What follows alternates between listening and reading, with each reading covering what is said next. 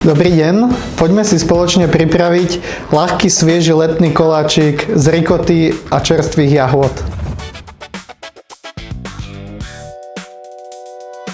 Tak ako prvé si vo veľkej mise zmiešame vajíčka s cukrom. Vajíčka si postupne rozbijeme, pridáme kryštálový cukor, najskôr polku nachystanej dávky. Pomocou mixéru vyšľaháme krásnu vaječnú penu. Musíme dať tomu čas, aby to bolo naozaj nadýchané. Tento koláčik je ľahký, letný. Postupne pridáme aj zvyšný cukor.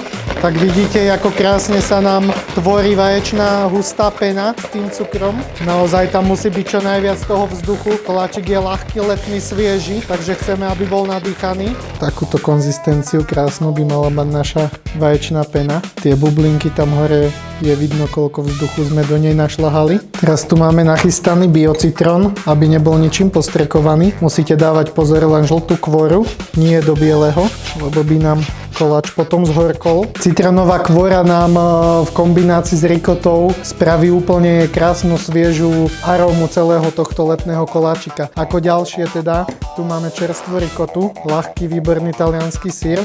Do nej si pridáme našu nastruhanú citrónovú kvôru. Citrónovú kvôru do rikoty vmiešame. Tak, citrónovú kvôru máme v rikote zašľahanú. Vezmeme si naspäť našu vaječnú penu s cukrom. Pridáme štipku soli. Opäť si zoberieme aj mixér. A postupne do našej žltkovej peny na ľahkých otáčkach pridávame rikotu s citrónovou kvôrou a postupne takto zašľahávame. Mala by nám vzniknúť takáto konzistencia nášho krému. Nemalo to byť príliš husté, ale ani riedke. A teraz si cez sitko do toho preosievame škrob. Škrob miešavame postupne a už nemôžeme používať mixér. A teraz ku koncu príde na rad druhá dôležitá surovina, hneď po rikote, to sú jahody. Tie si odstopkujeme. Trošku jahôd si necháme aj na záver, na dozdobenie. Jahody rozkrajame na menšie kúsky.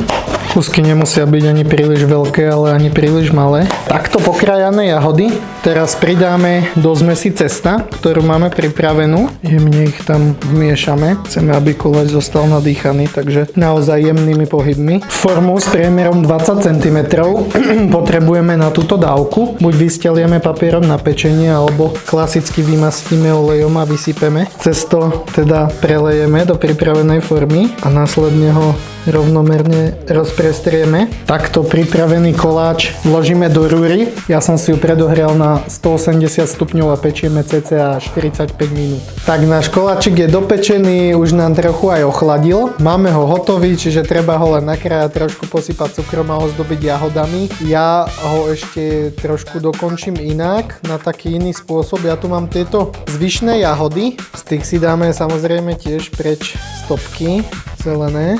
Jahody si nakrájame na čo v podstate najmenšie kúsky. Následne si zoberieme peknú čerstvú bazálku. Exotická kombinácia, ale nemusíte sa toho vôbec báť. Nasekáme, môže byť aj trošku na hrubšie. A pridáme trochu limetovej šťavy. Jemne premiešame. A mám tu trochu vychladenej smotany na šľahanie, takže si k tomu spravíme ešte šľahačku. Tak, šľahačku sme si vyšľahali. Teraz si náš koláčik posypeme cukrom. Pekne celý. Vyberieme ho z formy. Nachystáme si tanierik, na ktorý ho budeme servírovať. Koláč krájame asi na takéto rezy. Následne tá šľahačka, aby ste videli, nemala by byť úplne hustá, v takejto konzistencii. Šľahačku asi v takejto hustote jemne prelejeme cez koláčik.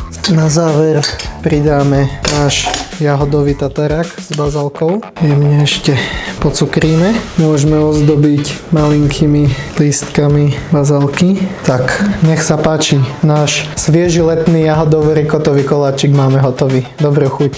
Partnerom tohto videa je Jena kozmetika. Link nájdete v popise videa.